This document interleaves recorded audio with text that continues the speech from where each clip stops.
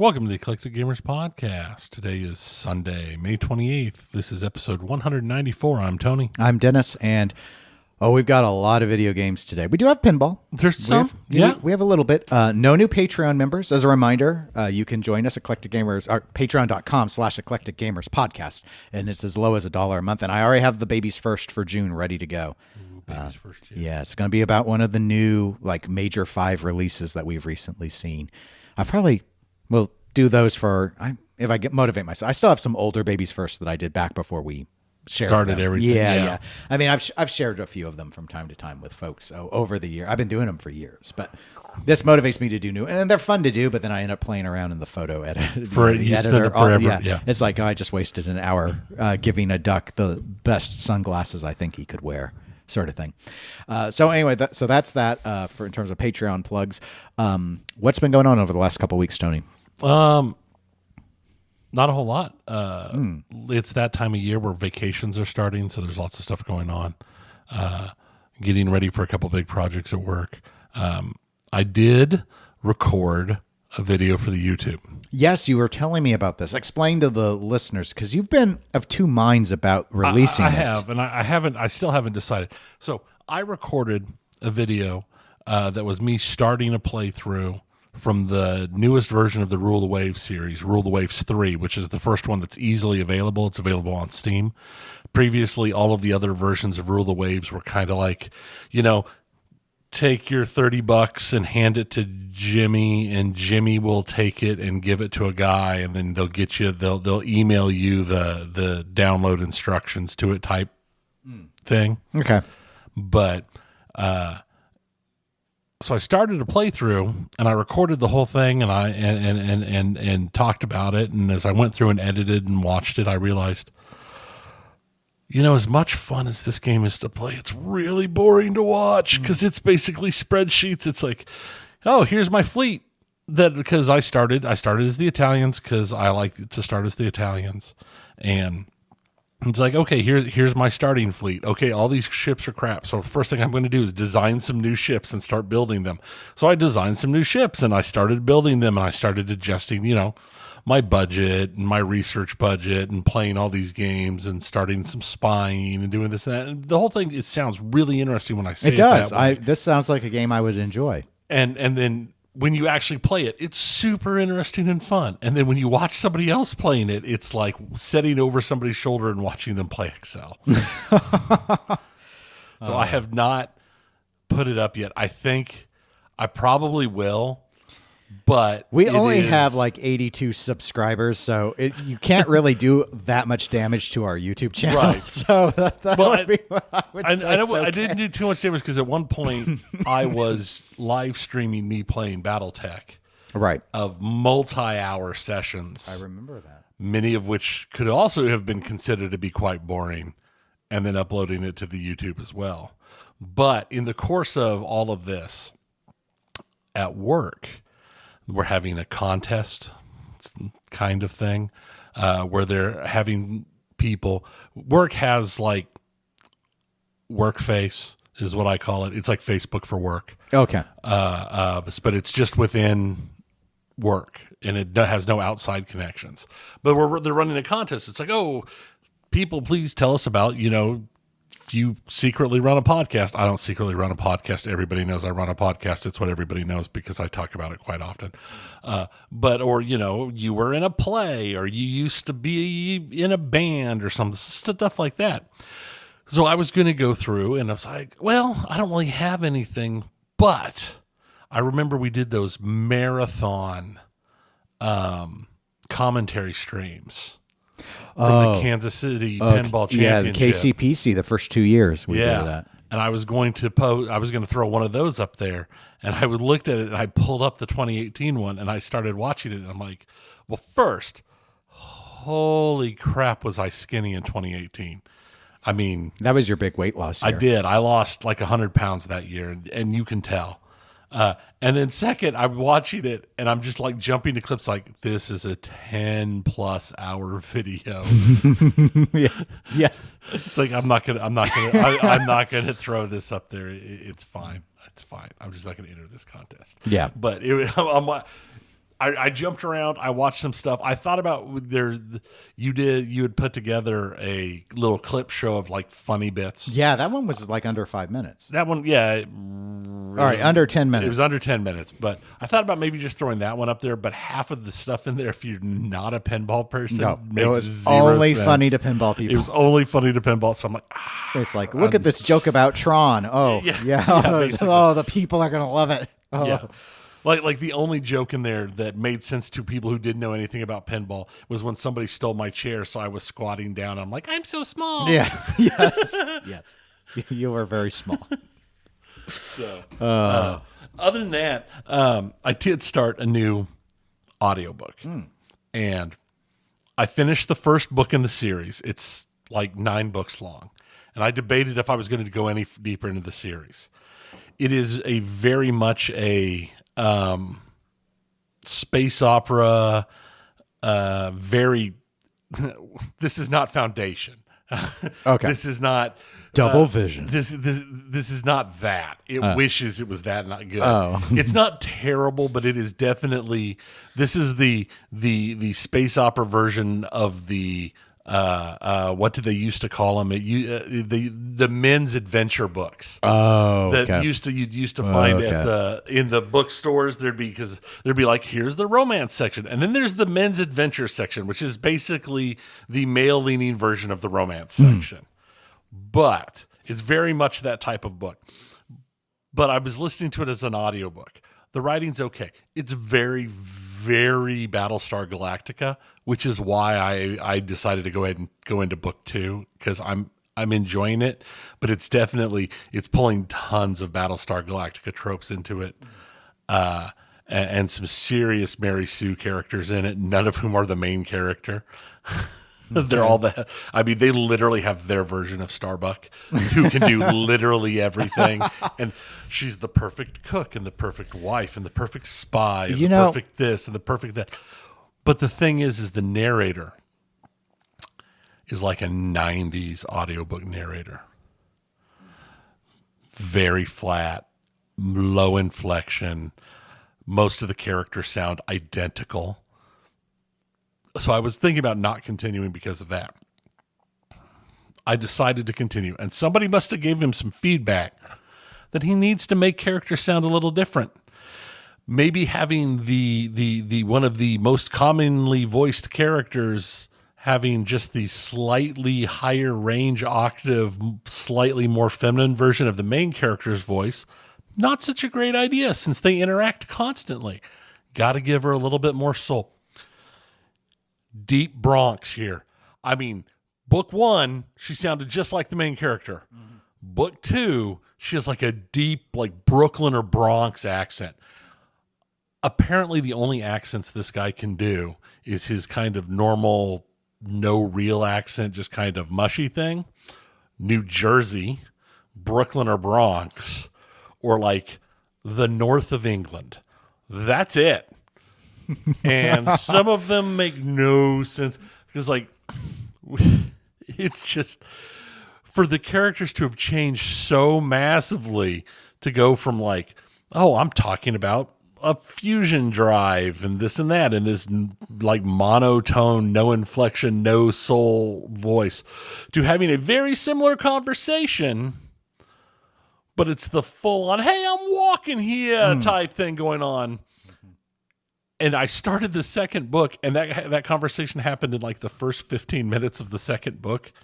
And I just finished the first book like just immediately before and jumped to the next one. And it was just so jarring. I'm like, oh man, whoa, that's rough. So it's interesting. I don't know if I'm going to finish the whole series, but I might switch to the books. But it has definitely been. The story's fun. It's just the narration is rough and it is very trope heavy, and you can tell that it's very much a self-publish type thing. Well, that did make me. You brought up something that raised a question in my mind, and we don't need to spend a lot of time on it because I don't think many of the listeners will necessarily care, but. Why do you think that there has been an acceptance, not universal, but I'll say more broadly, that Starbuck can do everything, but it's not cool that Michael Burnham can do everything. Like, where do you think that line's drawn? Because I felt like Starbuck was celebrated.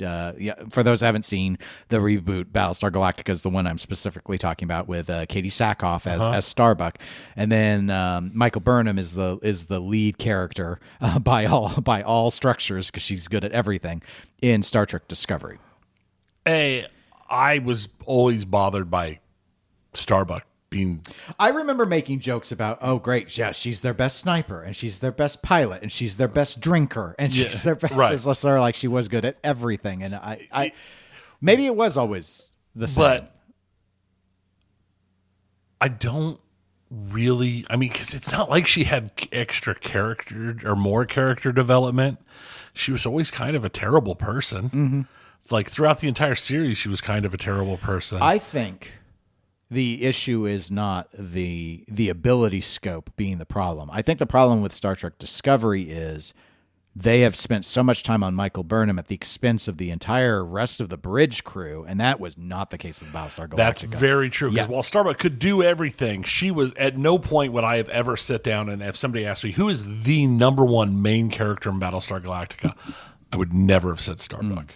Yeah, no, I don't think she had the most screen time. So that's probably it. I think that's probably the answer. Well, speaking of answers, in terms of what's been going on with me, I've gotten through a few more chapters in Chapter House Dune, but I'm not done yet. And been playing a few video games. So, and I had someone ask me why I needed to play. I think it was more an edict that I needed to play more mainstream games, not this weird, stupid crap that I've been playing. In which I responded, well, just wait till this episode drops, because I got more stupid stuff that's been going on. It's more weird stuff. We're playing through the games with gold backlog is what's been going on. So I played and finished a game called Bladed Fury. It's a Metroidvania, sort of set in the... I'd say it's like China's favored historical period for martial arts things. It's the warlord period before it's like the King Dynasty or whatever. All that. Yeah. So it's sort of set in that era, but it's very demon fighting oriented and stuff. Pretty short, pretty straightforward. Not a whole ton of platforming elements, but I still think Metroidvania is probably the most accurate descriptor for it. Mm-hmm. Then I've played and finished Bloodstained Curse of the Moon. That is a straight up Castlevania clone. I mean, we're talking like Simon's Quest Castlevania 2 style graphics and stuff. Yeah, I guess it was released as alongside some more developed or more visual game or something. I'm not sure, but anyway, I had it in my backlog. So I went and I believe I won through the story of that yesterday. So you were able to put it on 3 lives or casual, which was you could keep having lives, which yes, that's what we did. That's what I had to do. I just want to go through the story. That's right. I mean, it's still hard. And I had a lot of deaths, so it was good I did that swap. It's like that time we played the Aliens game at the Dave & Buster's where we just kept feeding 20s in that game until we beat it. Except this was free. So this was free, and I spread it over multiple days. And then I unlocked Nightmare Mode and uninstalled it. So I'm like, no, we're not working on this game anymore. This game is done. So that's finished. And then I've also been playing a rhythm game called Double Kick Heroes, where you are in a metal band driving in a Cadillac, which you have modified so that, because it's the zombie apocalypse, and as it drives along the road, you're playing a rock song and you have to hit the beats because you've set up your double kick setup from your drum set to fire the guns. It's so stupid. I actually, I've gotten to a zone I haven't been able to beat. I tried again today. I actually have reconfigured the buttons because I haven't been comfortable with the control scheme in the hopes, but now I still remember the old control scheme, so I was hitting all the wrong buttons, so I need a break from it. But it's like, it has a story. It's this cartoony.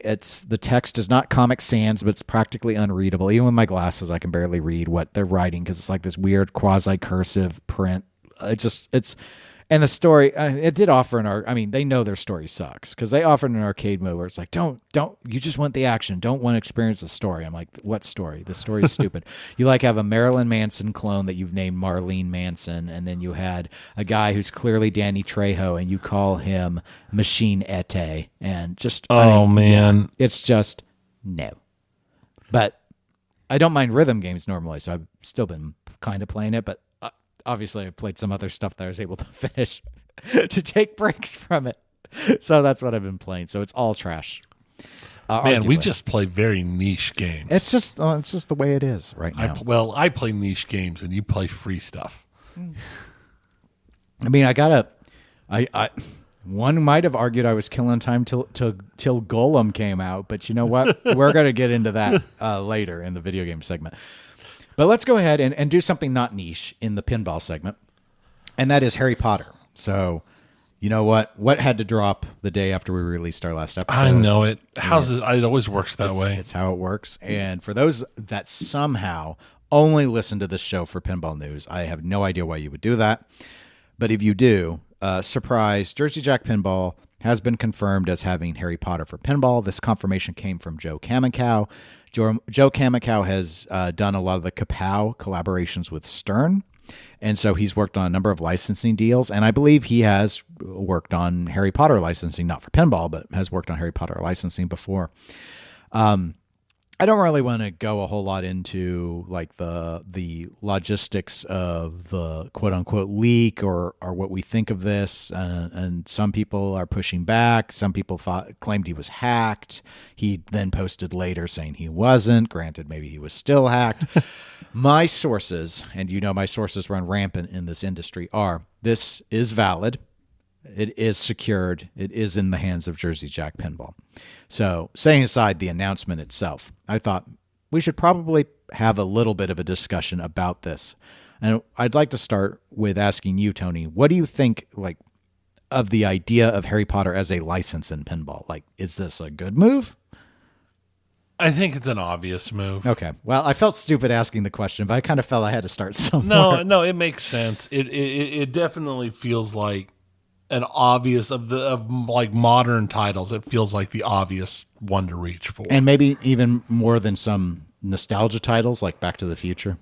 I mean, everything seems to be a better reach for than Back to the Future to me. And I'm a fan of Back to the Future. You are. So I just think there's other things to go for. I think it's one of those games that it's going to sell a lot based on theme. There's no way it's not going to. I think the big question is going to be how they handle it. We all know that this is Jersey Jack, so it's going to be Harry Potter 6. That's the one they'll release.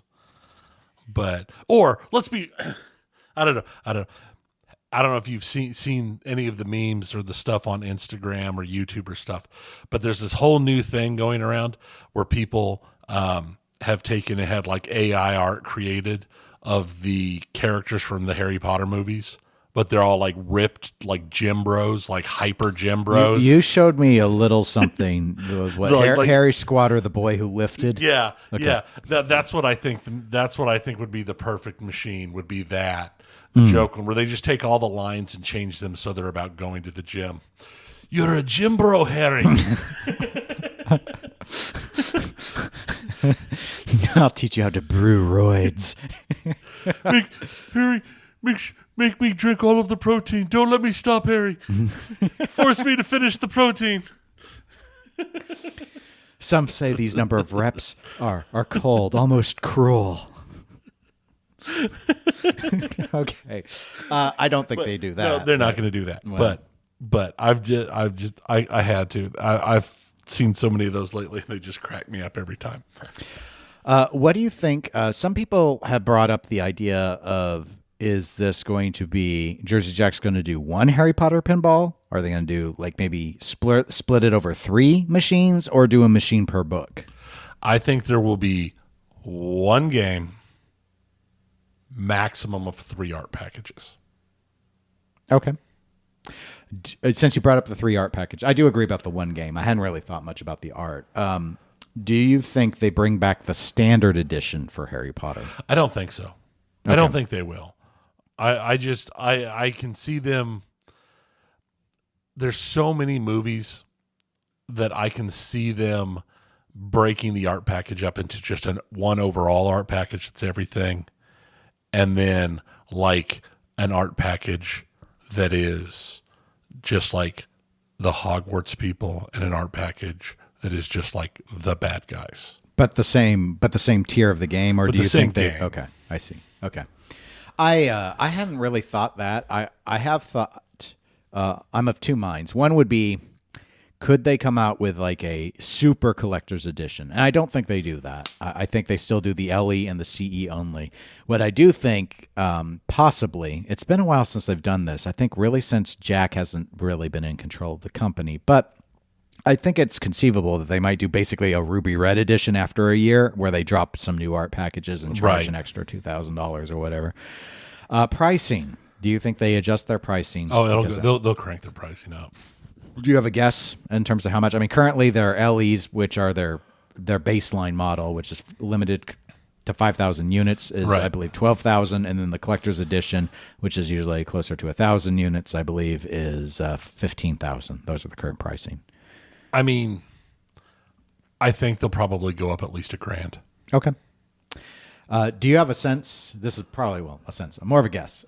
When do you think Harry Potter gets released? I think if they're really pushing it, if they really want it, and they've got any work done,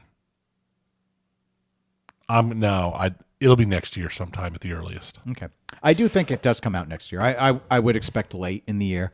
I do think. I just don't think they have any work done yet. I think this link dropped before they really had a chance to do you think they had anything. just secured it, and that's when Kamikaze announced it? It was basically once it was all locked in. I and think they hadn't so. made any progress. I could be wrong. No, it could be early. Even it could be early.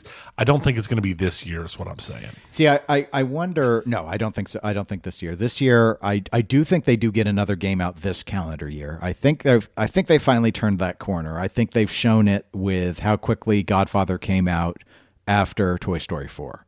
I think, because we've often joked about how they've been talking up 2 to 3 games a year forever. But, I mean, there was a pretty quick turnaround from it was less than a year. It was less than a year. They were different calendar years, but it was less than a physical year. Right. And that's I think that's the key thing, is really counting from when the last game was dropped. I do think this calendar year they put out whatever Steve Ritchie's been working on. And I don't think it'd be Harry Potter. I think it's whatever was already being worked on. The rumors have been Elton John. Yeah. I could see that, especially if they put out something, and if Harry Potter's their next big thing, I could see them dropping something that they expect to have a smaller run, so that they can have it done and ready to start clearing line for what they would hope would be their biggest seller ever. Okay. Do you have a guess in terms of who would be the designer for the game? Like, do you think it's one of the So Jersey Jack has 3 designers on staff currently because Lawler's retired now. Correct. They have Steve Ritchie that they got from Stern. They have Eric Minier, who did Godfather, Pirates of the Caribbean, Guns N' Roses, and then they have Mark Seiden, who hasn't had a game come out yet. He is the person who developed the Metroid Pinball homebrew, and then they had hired him I don't know when they hired him. I was going to say a year and a half ago, but I think that was when Ritchie was hired. I think they'd be insane to let anybody other than Minier touch a title this large.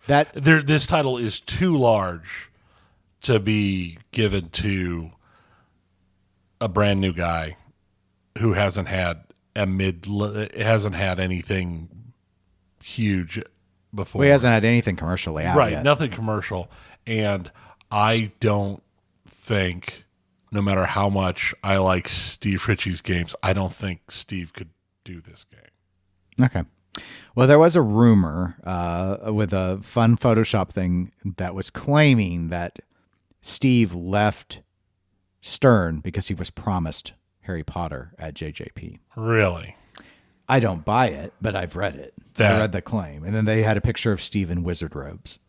And that he was purportedly a huge Harry Potter fan. But given when he left and such, I'm not sure that seems really weird. It doesn't really align with the timelines.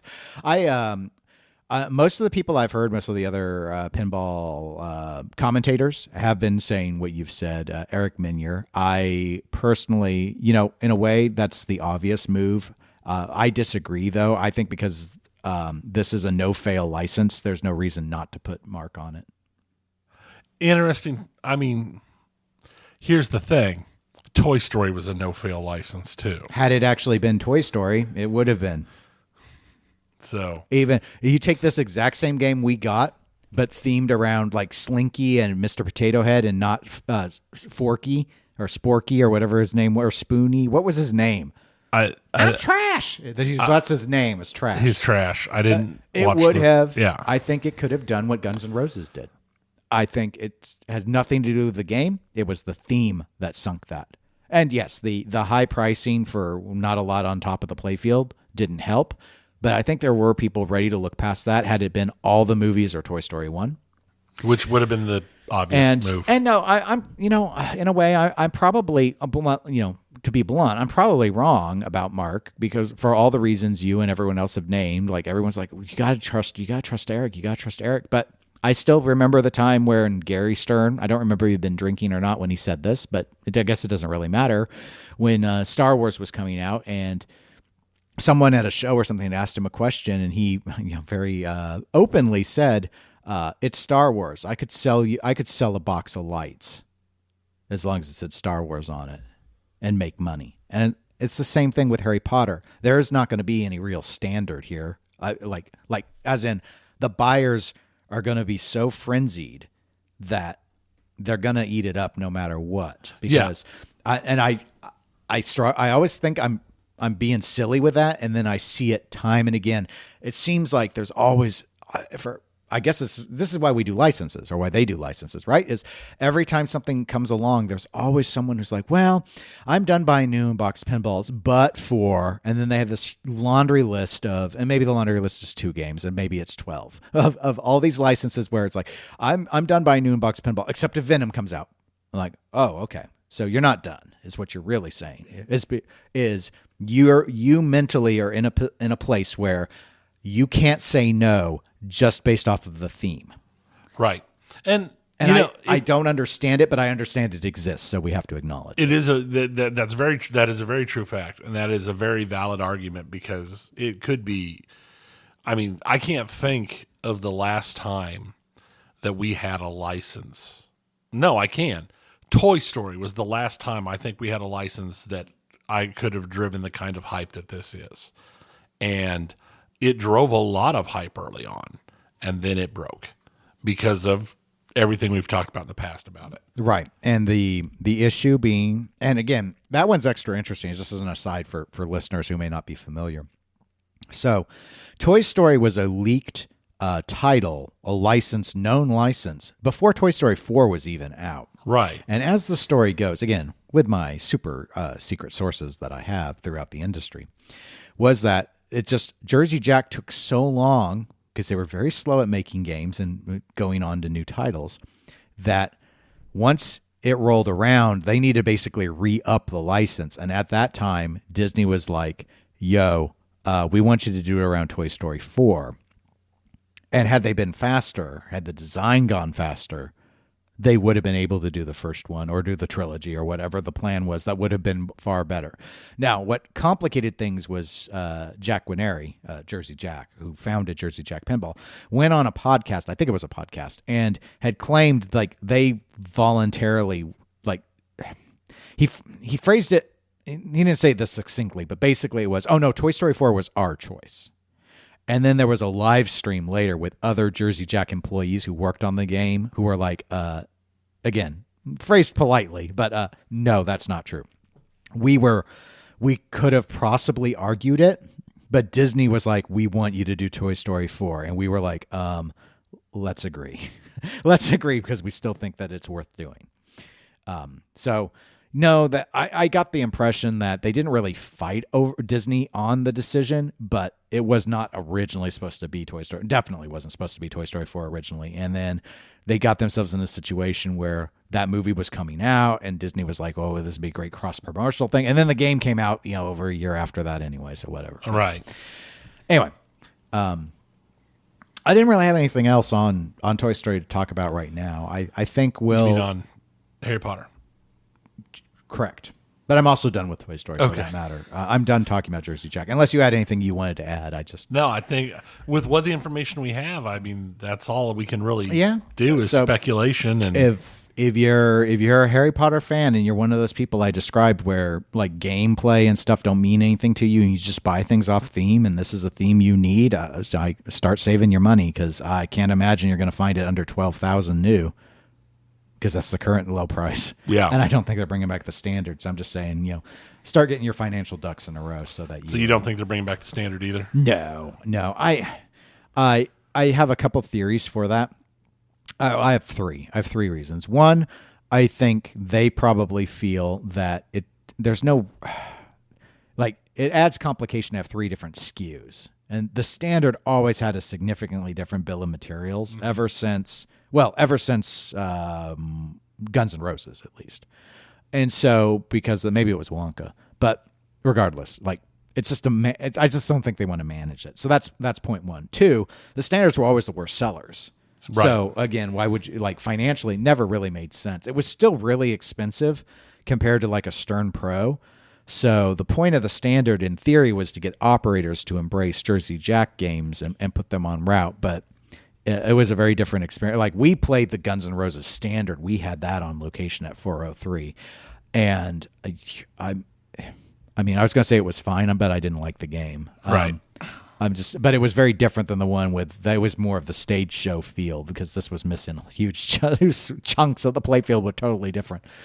And then the third reason is I've wondered in the case of Harry Potter, if these stories were true and J.K. Rowling's arguments about, not trusting pinball and all that was about the whole bar scene.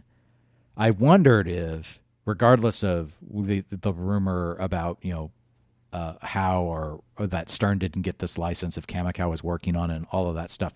Saying all that aside, if Jersey Jack was able to come in and say, whoa, hey, JK, we don't even target operators. We don't have like a bar-ready version. We don't have a standard that's like, look at our pricing. We start at $12,000. What bar buys this game and then asks for what, $5 coin drop? I mean, come on. Trust us. We're Jersey Jack. And then she's like, okay. So that's the third reason. Okay. Okay. I implore you to reconsider. Okay. Kung Pao, enter the fist. Watch it. When will we get that game, Jersey Jack? Now that. It would sell terribly. That would be a dream It team would sell right there. terribly. But we put it in the pile of other stuff that's weird that people hope for, like Escape from New York and Big Trouble in Little China and what's the stupid one that I hate? The Across the Eighth Dimension one. Buckaroo Banzai? Yes, hate that movie. Ugh. Why do you hate Buckaroo Banzai? It's so sucks. good. It just sucks on all levels. It's just not fun. Big Bootay. Big Bootay. Okay, well, moving on. We have a discussion topic that was requested by Blueberry Johnson. Mr. Blueberry wrote into us based off of our last episode's coverage where we talked about Whirlwind 2.0. And he wrote and he said, agree that the Whirlwind 2.0 creative looks like an absolute hodgepodge mess. But what would be a better 2.0 execution? That is, working with the unmodified playfield. If I recall correctly, they're only doing content changes for the display and translate. What would options for less stupid rethemes look like in terms of execution? This could be in two respects. One, audiovisual. Ways to retheme the game that are different, but not ridiculous in terms of story, visuals, modes, etc. And two, rules. Ideas for rules changes that leverage the existing layout and mechs to make for a more code depth than the original.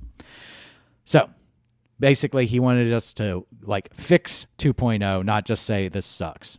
So, well, thank you for writing in. We need to do more than just point to the doll and say we're 2.0 touched us. Well, he would like us to do more than just point. Yeah, it's a valid criticism. Is it? Yeah, probably because I stuck it in the notes. But okay, fix it, Tony. How? Solve it. We can't change the layout. I agree. That's fine. I wouldn't want to change the layout. You can have a LCD display. Here's the thing. You can keep the Scare Bros. I would not keep that. I'd keep the display and everything. It doesn't have to have a story.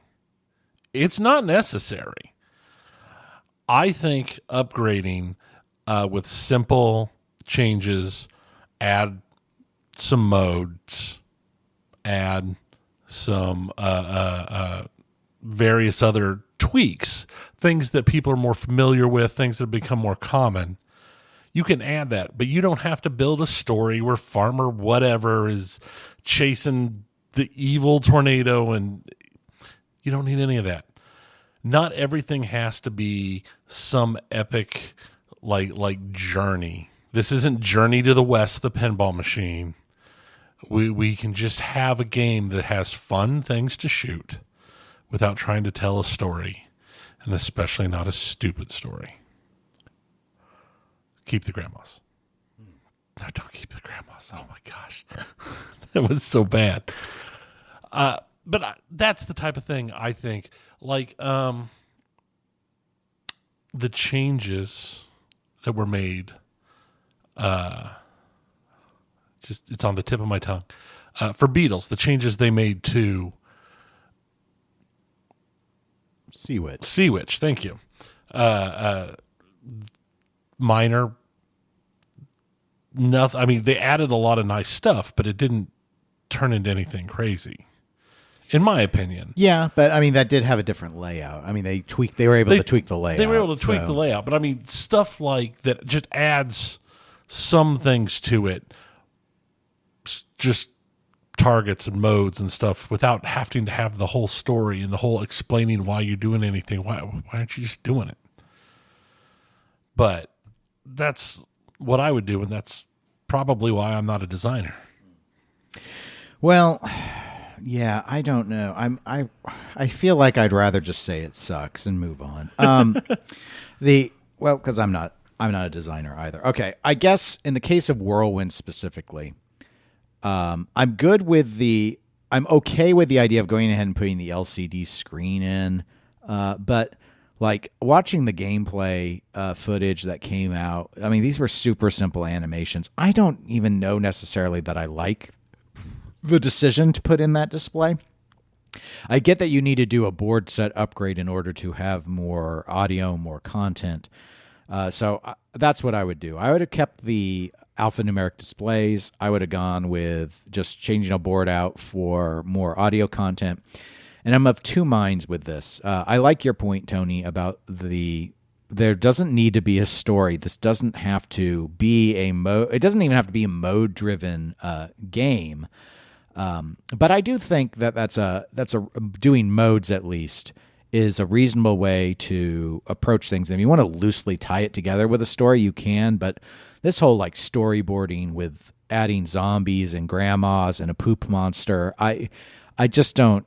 There's just no value in it, and it makes something which was about a storm and turning it into something totally different. And that's where I think the first mistake was. So if I was doing Whirlwind 2.0, it would have been, I'd have kept it storm-centric. And I see one of two ways. We either keep the tornado theme, or you could restructure it as like a hurricane. And because you're still kind of dealing with a similar, cyclic wind element thing. But I would probably just keep it with the tornadoes. I would be looking at, because you have a new board set, and I don't know how everything was wired originally, so apologies, but what in terms of we could use on the layout that could be different? So you remember one of the key things about Whirlwind are those annoying 3 spinning discs. Well, can those be individually controlled? What if you had a mode where the goal was to make certain shots and you're activating all 3 of those spinning discs, and the mode isn't over until you've activated all 3, and then you hit your completion shot, which could be like the cellar. That could be something where that's basically getting you to the stage EF5 tornado. And as you go along, or you know what, as a other concept kind of in the non-story vein that you had brought up, instead of making that a mode, making that like a bonus multiplier. You activate each spinning disc. If you get one going, it's 2x, 3x, then 4x, and then you're scoring.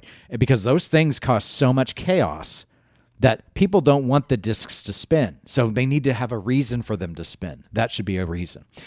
Another thing that could be done is, they have the one ball lock off on the left, but you could change things for like maybe like a 2-ball quick ball multi-ball where you lock a ball in the cellar, and then once you plunge another ball in, it fires out and you've got a 2-ball going on. There could be a condition that could do that. Right. So I'm thinking things like that where you're just basically trying to work around in the tornado, and you add some things based off of what features are already on the play field, where you might be able to stage balls a little bit because they already have a locking position, or they already have a mechanism whereby they go in and can be kicked out. And the cellar is a prime spot to take advantage of and not just be a place to maybe start stuff.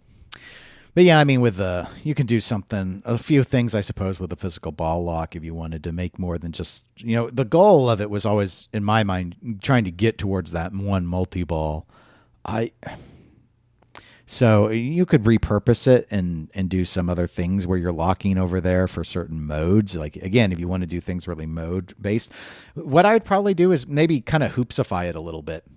Try and install a bunch of hurry-ups and do that. Like, Hoops is a game where there are no modes.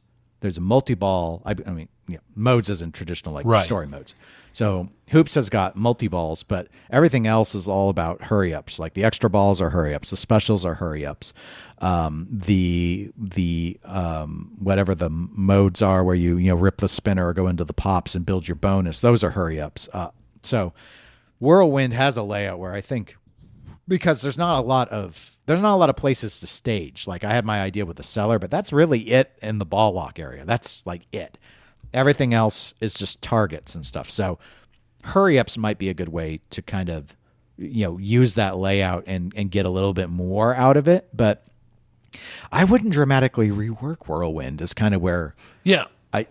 Does Whirlwind need a reworking is the big question. Right. So if you're going to go in and say, oh, I wanted to use this layout and make a whole new game, I'm not really cool with that idea. I just don't. I think balancing Whirlwind makes a lot of sense, but that's a pretty straightforward thing. But yeah, in terms of some enhancements, I would say, yeah, maybe change it up where there are a few more hurry-ups. I really am keen on my idea with the spinning discs and activating those to apply like a playfield multiplier. I think that would be a really fun thing. And if you're absolutely, insistent on maybe stripping out the main multi-ball and using that ball lock area to activate some, essentially multi-balls, but are themed around something that have different goals with what to do with the balls, yeah, that's fine. Yeah. If that's what you want. But that's about it. I wouldn't go all out and like do animations. I'd have kept it alpha. I'd kept it alpha numeric. I don't. It kind of gets back to what we've talked about with a lot of the P3 games. And one of the things we really liked about Scott Denise's game was how he just kept that, you have that big screen and he kept it looking like a standard playfield for the most part. And the problem is when you have that big area and it's a screen, people feel obligated to fill it with animation, but this is pinball, and these aren't AAA studios, so they fill it with cell phone game style animation, and it's huge and in your face, and you see its inferiority. And it's like, why would I not just enjoy some art? I have the same mind with this, with Whirlwind and the kit. Why would you take this? Granted, it's not nearly as big of a deal because it's in the back, in the area, but it's like, why do we need to occasionally see some scarecrows dancing disco, like with a 2-frame difference of just the arms moving, versus keeping it alphanumeric and not having to worry about dedicating resources to that? You could still do all your new callouts and all that cool stuff. Audio's easy. Visual is where I think people, they just assume like you just have to do it. Right. And then you end up with some pretty, it's not fair that we compare this stuff to like AAA games like Gollum, but we do. And if your pinball machine looks worse than Gollum, maybe you shouldn't have been animating it. But we'll get to that in a little bit, won't we, Tony? Yeah, we'll have a little discussion. All right. Last thing for the pinball segment is Rumor Corner. Rumor Corner. Rumor Corner. Rumor Corner. Rumor Corner. Rumor Corner. Dennis Creasel's got the news before Nap Arcade. Ain't that right, Tony? Yeah. Okay, so on this Rumor Corner, Tony, I've got an interesting one. Godzilla. I think a lot of people may know this. You probably don't know this because I only found out about this recently, but I don't stay in touch in the topper world all that closely. But here's the thing. Godzilla's pinball topper is coming out this week. In fact, it may be within a couple of days, like 48 hours of this episode. Has anybody seen it yet? I don't know anyone who's seen it yet.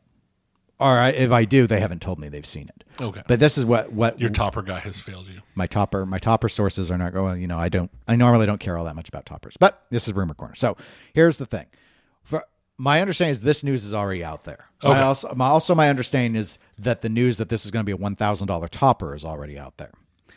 Here's the thing for the Rumor Corner that might be of interest to listeners. What I am hearing, though, is that while this is not going to be as dynamic as the $2,000 toppers that Stern has been doing, like Mandalorian, for example, I have heard that this is supposedly, and I've not seen images, but supposedly this is more than just the flat plastic approach that we saw with Avengers or Jurassic Park. So it's something in between just flat plastics and hologram dynamicism. That's the rumor. Interesting. I would like it to be more than just flat plastics, but at the same time, it's Stern, and for $1,000, it might be like flat plastics, except for like a Godzilla head sticking out of the flat plastic. Yeah, I'm leaning towards. I'm of two minds. One mind is, yeah, there'll be some sculpts in addition to flat plastics, or the other thing is maybe in the old days where. Like, I remember the Deadpool topper where it was flat plastics, but it had a spinning thumb. Right. Maybe flat plastics, Godzilla head, but the head moves. Maybe something motorized. Yeah, I mean, but for $1,000 with what they charge for toppers nowadays, I'm not expecting a whole lot because toppers. It's how it is. But anyway, were you rumor-tained? Anything to do with Godzilla rumor taints me. Okay. Well, we've got video games now, and we don't have anything about Godzilla, I think, in the entire list. We don't. We did receive another game review. I still have a few codes available that were turned into us that we don't know what the games are, so if people want to do reviews, email us, eclecticgamerspodcast@gmail.com. We'll send you a Steam code. You download it, play it, and then you can send us a write-up, and we'll read it on air about your review of the game. It doesn't have to be very long. Or if you want, you can send an audio file, and we would be willing to also just drop that in, but I don't want to make people feel like they need to get a microphone and do all. We haven't had anyone do that yet, but one of our potential reviewers has said that that's their plan. They just don't want to hear our velvet tones. So do you want to read Thomas M's review of Beholder, Tony? And do you want to do it in your Bronx accent? Oh, no, definitely not in that accent. You already did forget about it. That's literally about all I can do, and it's terrible already. Oh. I am not an accent guy. Oh. Not very good. I can do very poor Scottish or very poor German that sounds like Scottish. That sounds like very poor Scottish. So I will just do it in a normalish voice while I try and get the range right for my glasses so that I can actually read it. There we go. The game I received was Beholder. The entire game takes place on one screen. The mechanics are solely point and click with the mouse. The characters are black silhouettes with some details in white, like eyes or a tie they may be wearing.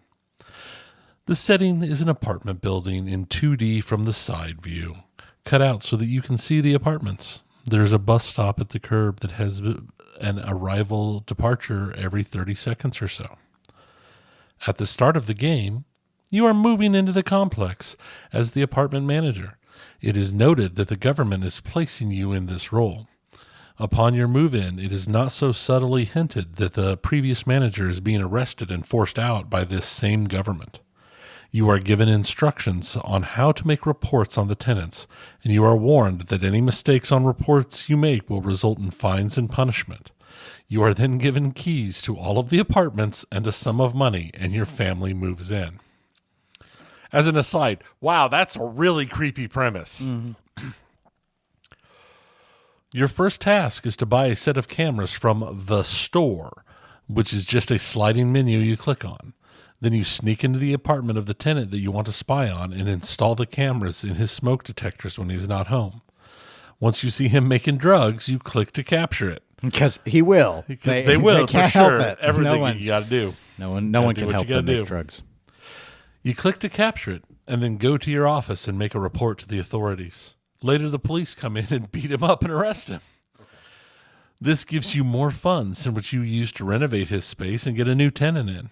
All during the game, you continuously get reports from the government alerting you to items being banned.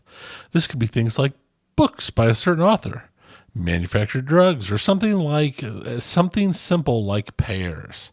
You can also get solicitations from shady characters selling you banned items that you can sell later for a nice markup.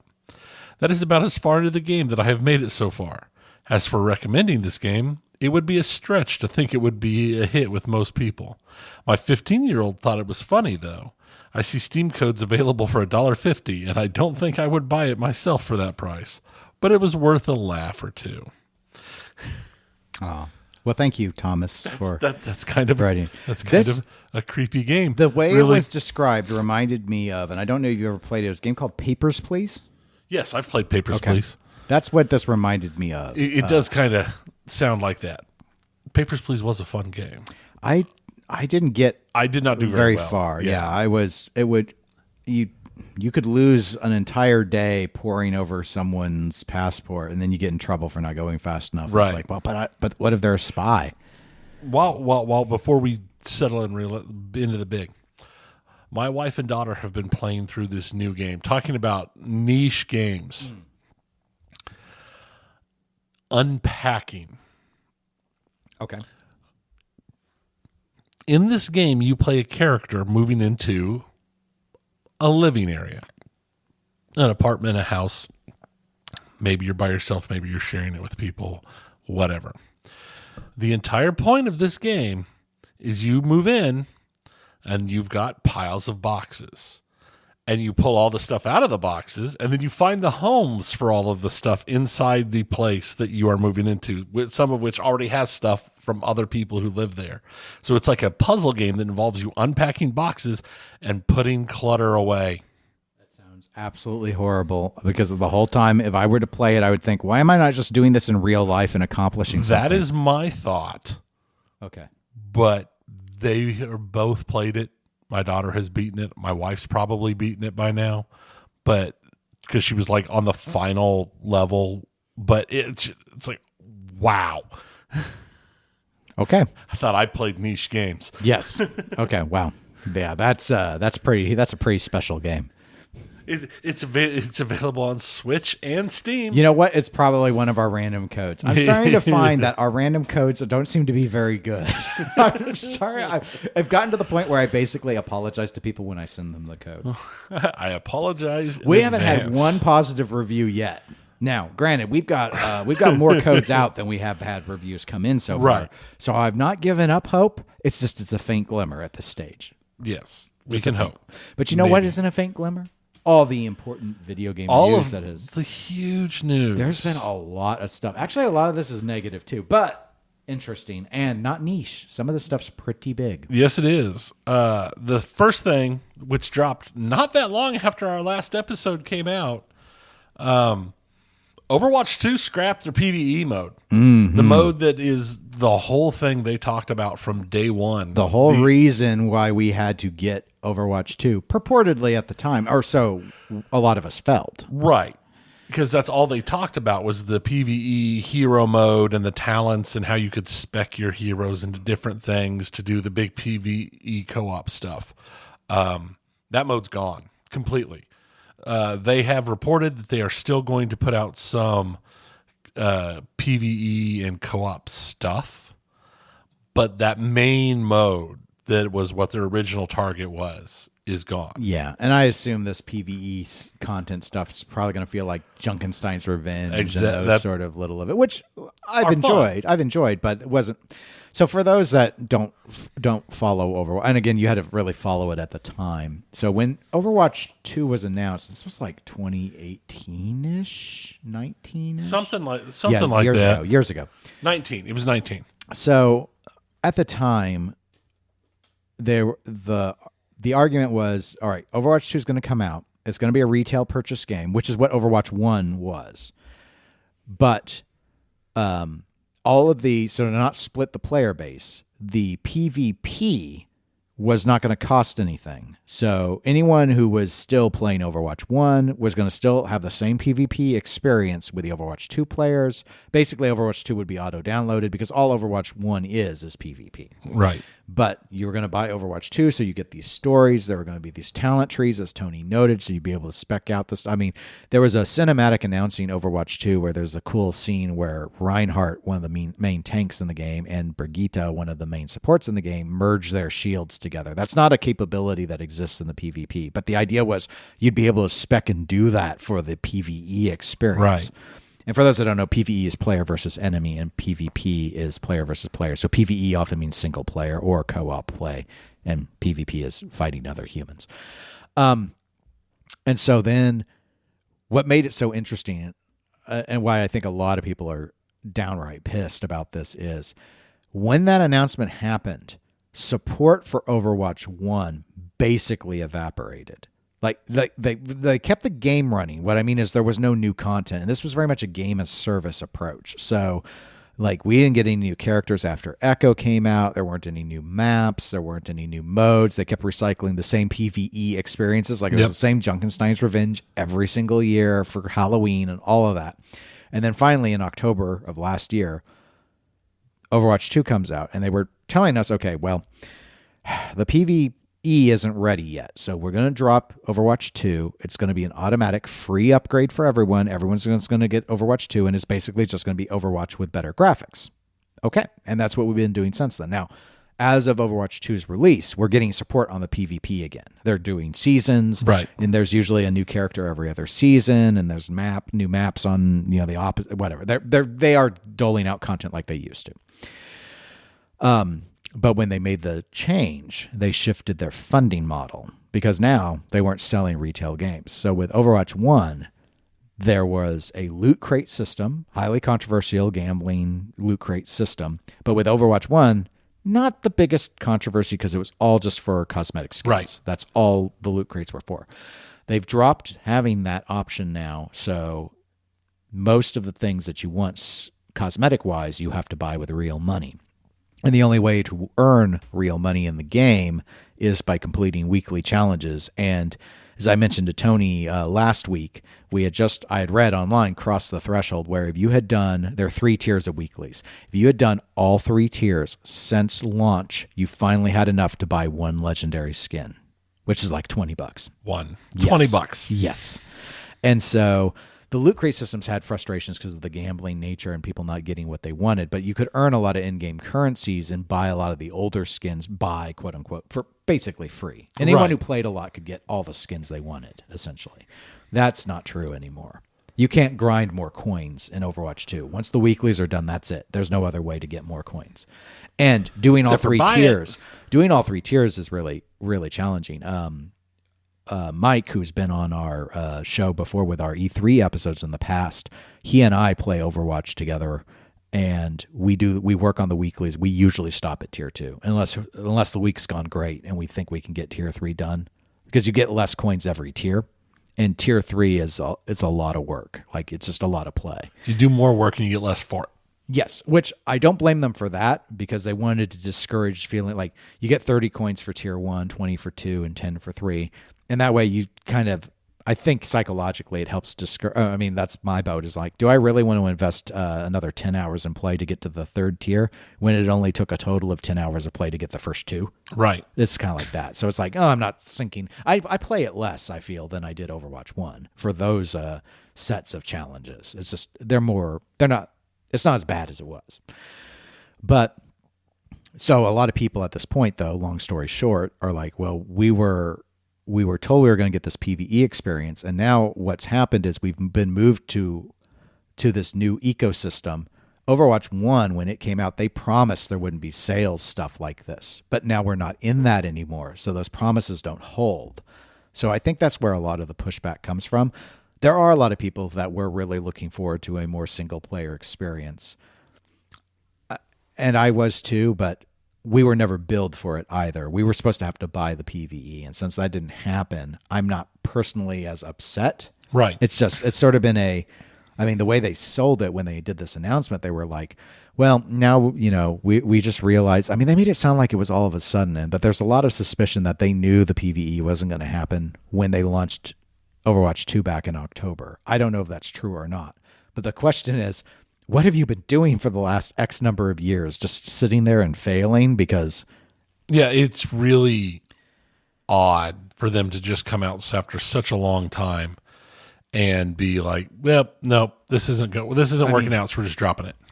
I get it in a way. The idea of the talent tree system with this many characters, I can't think of any game that has that.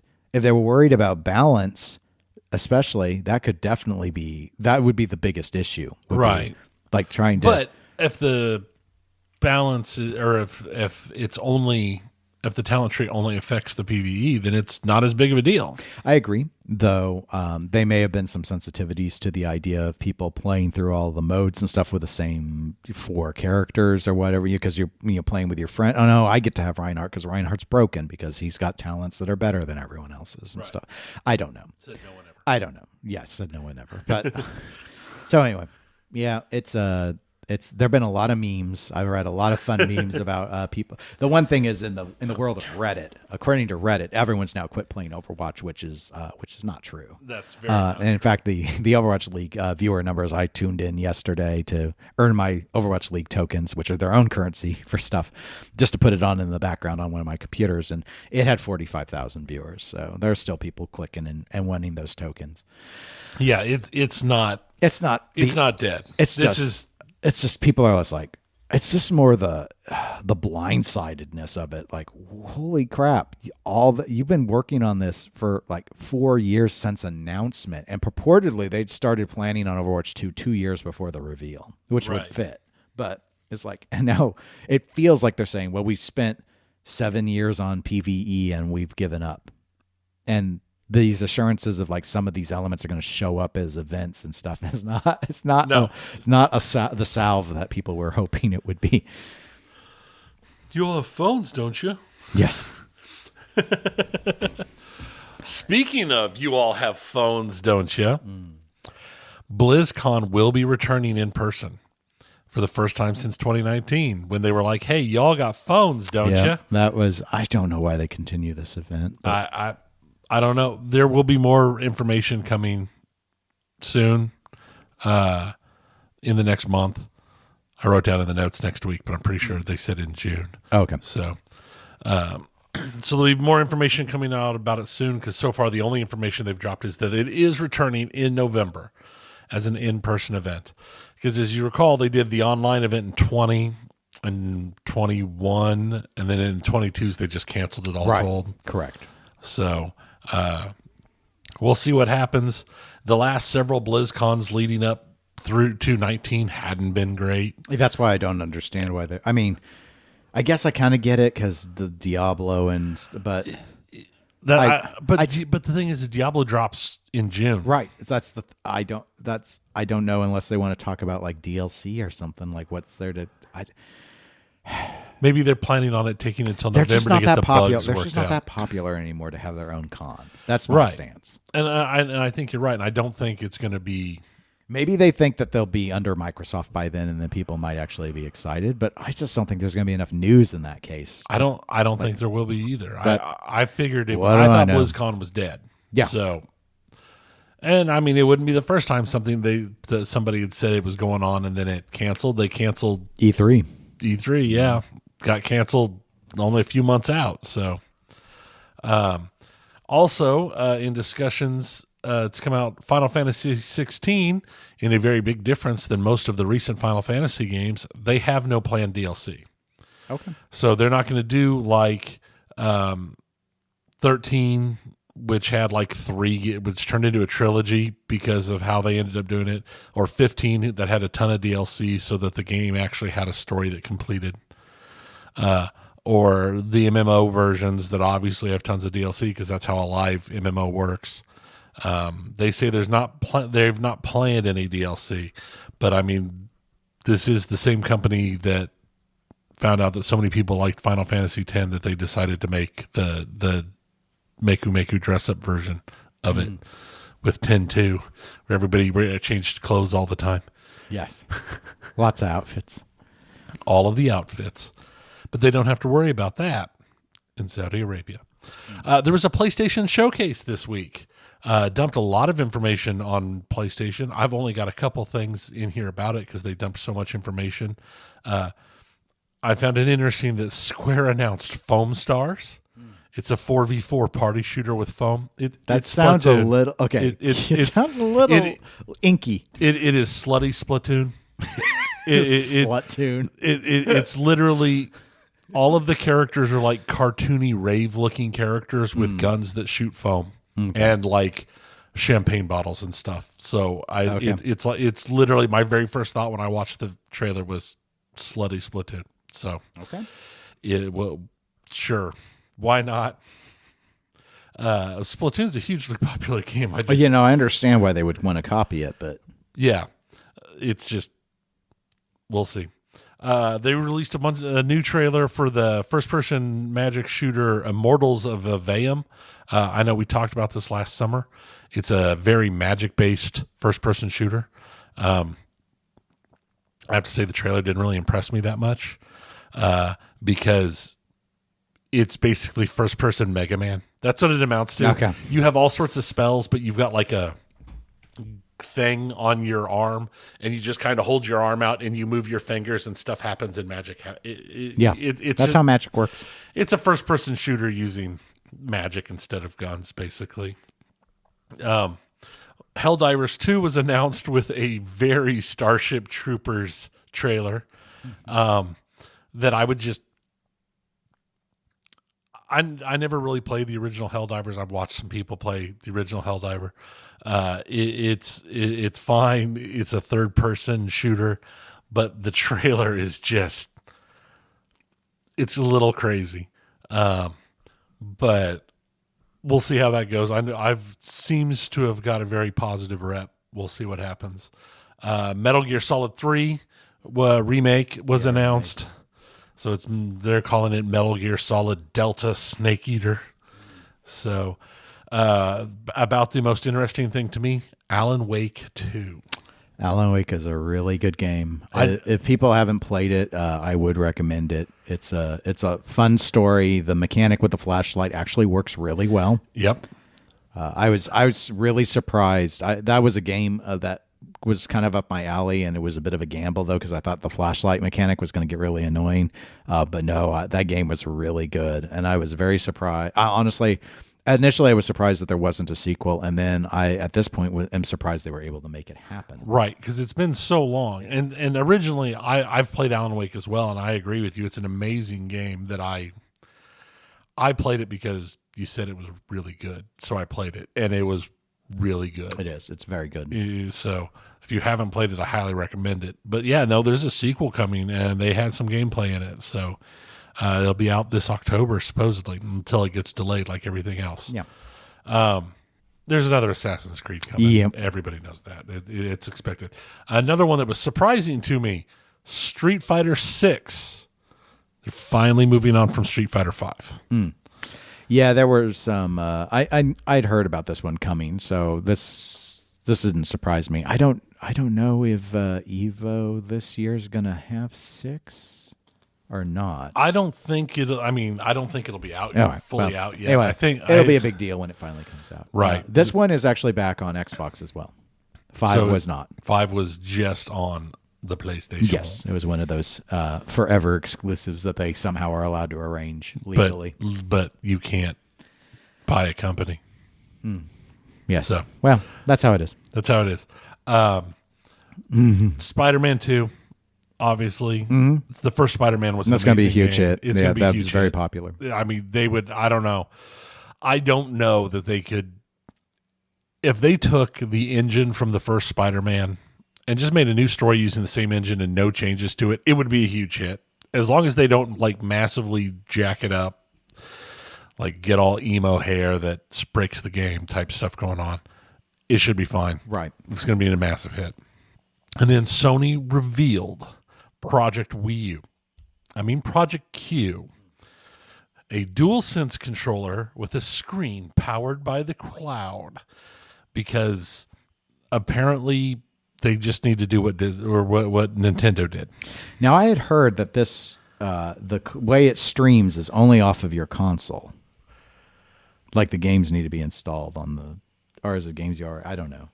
I didn't look into it. I didn't look too deeply into it. I mean, that's kind of how the Wii U was, is that you had to have the games on the console and it sent stuff. And then there was stuff you could do separately. It's not a Switch. Right.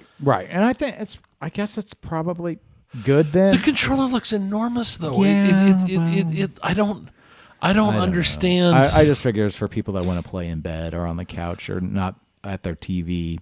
Maybe, I Even guess, though the yeah. PS5s are usually hooked up to, like most people have TVs in their bedroom or at their couch or whatever. But hey, Don't you have a TV? yeah, don't show off TVs. But they're not competing with Switch with this. No, which no. is, I think, smart. I think their Vita days are behind them. So,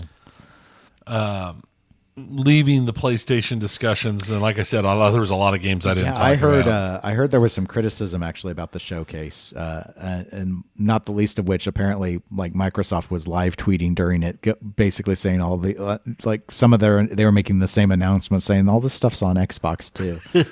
So a little, I think maybe they've gotten a little trolly in their Maybe they've gotten monopolistic rage.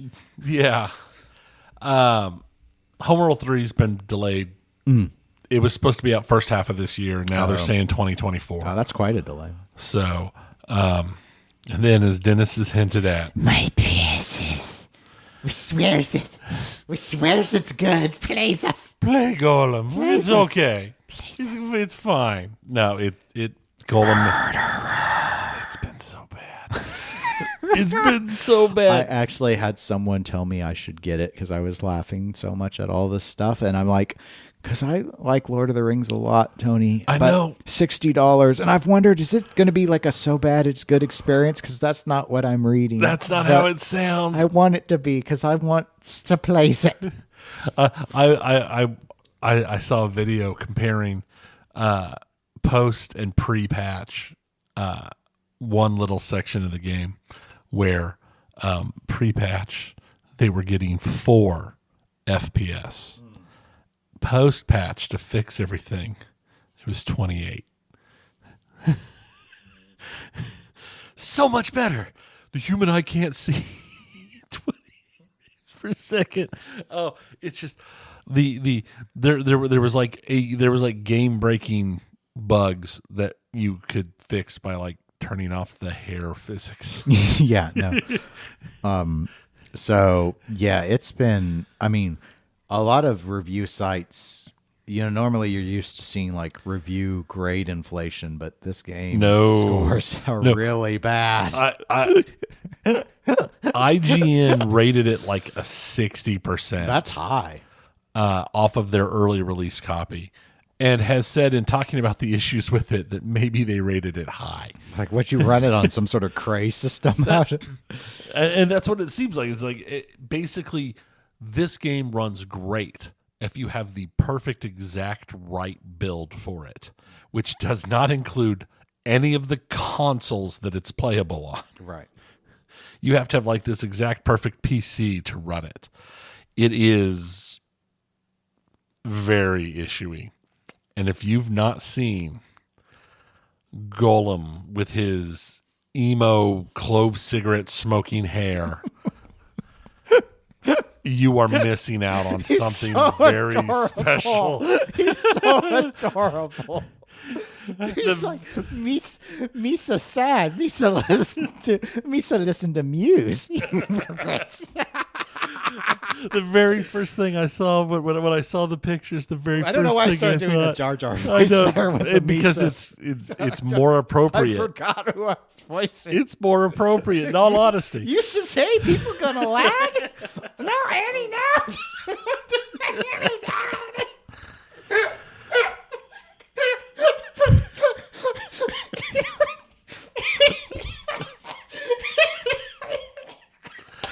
And as Dennis chokes to death. Continue, please. But the very first thing that popped in my head was the South Park goths. Oh, okay. Yeah, When I saw him with the hair. yeah, no, I get it. Oh, it's so terrible. I mean, we've talked about this game a bunch in the last years. It's been coming up because we're trying to figure out really how do you make a game off this premise in the first place? I still don't actually understand what type of game it is. It's a stealthy action game. I mean, it's too unplayable to be anything. And it seems but- like there's a lot of like decision tree stuff that pops up because a lot of the memes I'm seeing are things like Gollum encounters an orc and then gets a choice like kill him or run away, and people add new options for Gollum, some of which are too inappropriate for this podcast. Yes. And so I'm just like, it's super weird. Now, I've heard something in my research of this that I thought was very interesting. So the company that's produced this was Daedalic. Daedalic is the publisher. Supposedly, they actually have the rights to do another Lord of the Rings game. And so that's come up for two reasons. One is people asking questions about like how much work are they going to put into trying to fix Gollum if they want to move on to this other game. And the other is playing guess the next game based off of what this this stealth Gollum game with emo hair. It's a Tom Bombadil rhythm game. I did see someone think about a game that was Tom Bombadil. The name is a rhythm. They thought it would be something else. I don't remember what it was. There was a Count Farmer Maggot's crop like math game was an idea. There was the Bilbo Baggins walking simulator where he just walks around Middle Earth and you just click on stuff. And then there was the one where everyone is hopeful for, even though it would probably be messed up, would be the concerns based off of Gollum, and that would be a Shire farming sim.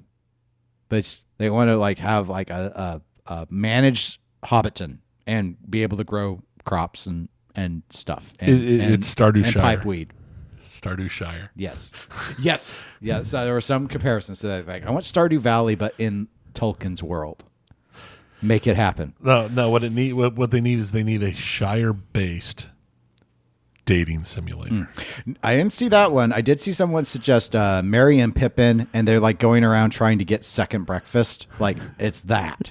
It's a Merry Pippin simulator where they just are trying to get as much food into them as they can. I don't know. But I have not been able to bring myself to buy this. Not at $60. I did check to see if it was a games with gold. Not yet. Not yet. Not yet. Is it available on Game Pass? I don't know because I don't Maybe have it's the Game thing Pass. that finally gets you to buy into Game Pass. No, I don't. Then you'd be able to play newer games, and you could could. argue that they were free. I could. Maybe someday. But I'm still working on Double Kicker or whatever the name of that game was. I already forgot the name of. Now, Daedalic has apologized for the poor state of the release. Well, that's kind of them. I'm glad their apologies are so wonderful. Didn't stop them from releasing it. You would have thought that they were like, man, this is real rough. We should probably hold. You know, the problem is that they've delayed it twice already. Significantly. Yeah. But I don't know. Do we honestly think they're going to No Man's Sky or Cyberpunk this and fix it? No, I don't think they will. Not at all. But we could be wrong. I've been wrong before. Yeah.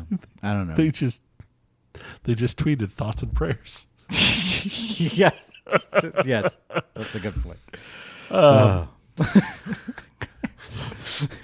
Nintendo has issued a DMCA takedown notice to Valve because apparently on Steam they had what was called the Dolphin emulator. It's a straight up Wii and GameCube emulator. So instead of the back alley downloading an emulator from some random guy somewhere to run your hacked ROMs of Nintendo games, you could just straight up buy it on Steam. Nintendo was a little unhappy about that. Yes. Now, I've not looked much into this one. However, I did read some claims that emulators, true emulators, are legal. They are. And some had claimed Nintendo, under Japanese copyright law, has to do these lawsuits just to preserve the copyright that they don't actually expect to win. Right. Because I've heard that this lawsuit is because these games are new enough that there is coding in the games that is encrypted, which means the encryption had to be broken, which is a violation. Interesting. Okay. To make it work. That's the claim. All right. The company that made, or the developers that made the emulator only found out about the takedown notice when Steam told them about it. Nintendo never talked Right. to They them went at right all. through They the went straight to distributor, to Valve. So we'll see how that goes and if they can make changes to keep it. So now for the big one, the one everybody's been waiting for. Like we said last week, the EU approved the merger of Microsoft, Activision, Blizzard, King. They did secure concessions about cloud gaming. Those concessions that they secured basically requires that European gamers can stream any Activision Blizzard game they own via any cloud gaming service. Basically, they have to license all of those games to all cloud services so that you can get it on whichever one you prefer. That's for like 10 years, I think, is what it was. That's the concession they got. Okay. And that's something that Microsoft had already been doing. That's why they've been making all these 10-year deals with everybody. The UK, as we talked about before, had denied the merger, and they responded. The UK CMA had responded saying that they stand by their decision to block it, while the EU was saying, well, we don't think it's fair to block it. But the CMA's decision has had some bounce back within the UK. The CMA bosses were called before the Business and Trade Committee to answer MPs' questions about why they reached a different decision than the EU, and they were questioned about if they had considered the effects of blocking the deal would have on the UK's reputation and such. It's one of those things that they were questioned pretty hard by MPs in Parliament. This is not the first time that the CMA has blocked something that has been controversial. They recently blocked a merger between like two grocery stores chains because it would make them too big. Even though, much like this, it would have made them the number one because it was a bit like the number two and the number three grocery store chains in the country merging, and they were like, "No, you can't do that." But the UK Chancellor Jeremy Hunt called on the regulator to understand that they have a wider responsibility to promote economic growth within the UK, and that is something they need to consider because the CMA is not a direct governmental organ. It is a separate thing, so the government has like some oversight but not direct control of. And now there's starting to be some unconfirmed reports coming out. One thing is confirmed for sure. One of the senior directors of the CMA, Colin Rafferty, did previously work for the law firm that represented Sony through the entire thing. The unconfirmed part of it is that there's reports coming from inside the CMA that he was the driving force behind blocking the merger, and he was the one who forced it through. Which brings in concerns, obviously, of should he have recused himself from even being involved because of his ties to one side's legal team. Yeah, that one's tough. I did read a little bit about that one as well, and I heard some reports that law firm is very large. And so there were some questions that were, well, when he was there, did he ever work on Sony's accounts? Or are we saying that if you work for any mega law, because some of these law firms have all the big clients, so it's like, would he have to like sit out of like anything that involved a Fortune 500 company because they all use them, sort of stuff. So I don't know yet whether there's really anything there or not. But because that was the question. I read that, and that it has been a while since he worked for that law firm. Right. Yeah, that's another thing I saw. It's not like he left that law firm and went straight to CMA. He left that law firm and went to another law firm before going on. So there's been some time. But I would be more interested in knowing like whether or not maybe he had any personal relationships with the lawyers who advocated for Sony because he used to work with them professionally. Correct. I think it's fair to ask some questions here. I'm not convinced yet that that's why he was the person trying to get the merger blocked. He might just have that ideology in general, right? But it's interesting. But yeah, no, and that could be. It's just another one of those things. I don't think this is the route that's the route Microsoft, Activision, BlizzCon King is going to go to try and break it. They've got plenty of other stuff to talk about. I think it's just coming up because a lot of people are kind of like, why are all these other countries approving this and asking for concessions, and the UK's body, CMA, is like, we don't think you can achieve any particular concessions. We're not really negotiating it. We're just going to say you can't do it. Right, and even in their thing where they said you can't merge because this could be a problem. In their document, they even said, well, cloud gaming's not really a thing right now. Right, and so that's the part that stuck out to me when I read the summary of their reasons for rejection, and I was like, okay, because I sympathize with the concerns, and Microsoft does have the infrastructure in a far superior state than many others for cloud gaming, but cloud gaming is just not really done right now. So why are you blocking things on these like woulda, coulda, shouldas?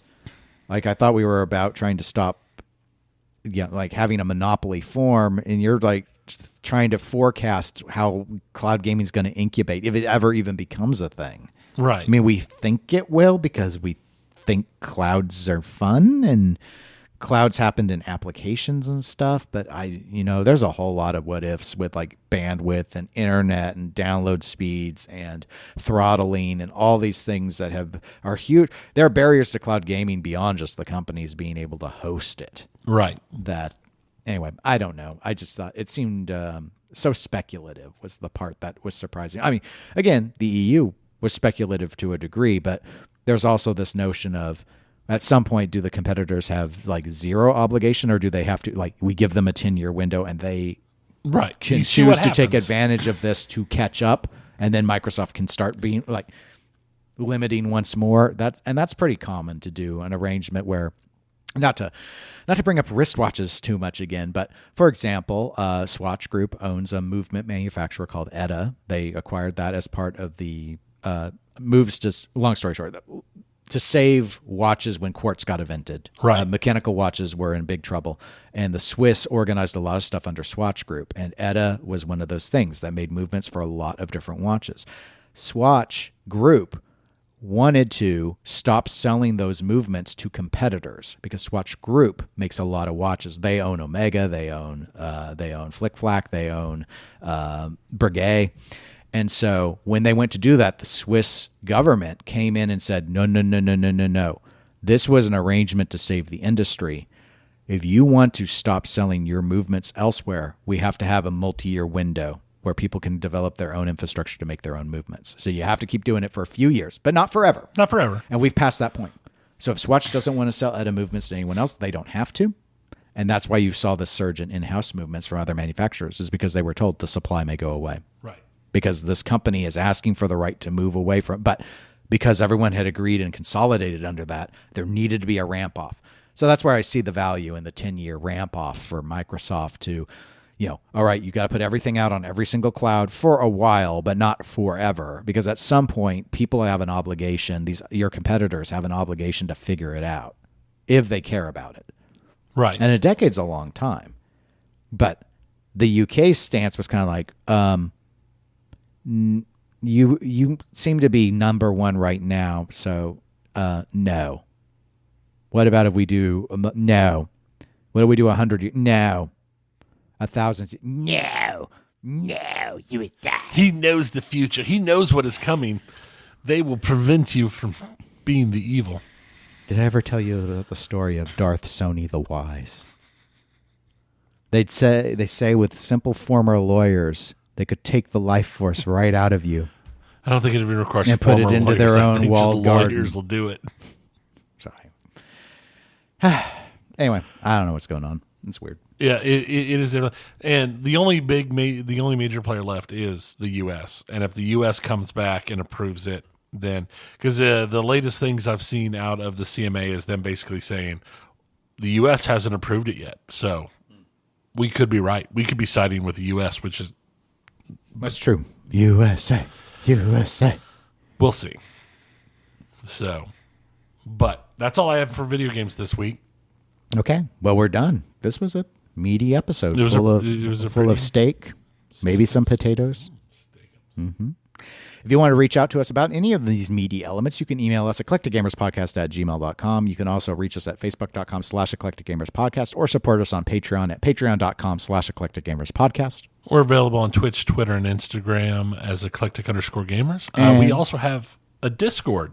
Oh, yes. That we haven't really talked about in a while. It's too hard the links are weird. The we links can't are so weird. We can't say the links. So But right, it's in the show notes. it's in the show notes, and it is a good place to talk to us. We have Yeah. a fair number of conversations going on. It's actually reasonably. It's not one of those really busy Discords, so don't feel like you're going to get flooded with notifications. But it's not unusual for us to see a few posts a week. Yeah, and just have some interesting conversation. And every once in a while, I'll dump my meme folder into the memes. Yes, I saw that you had done that.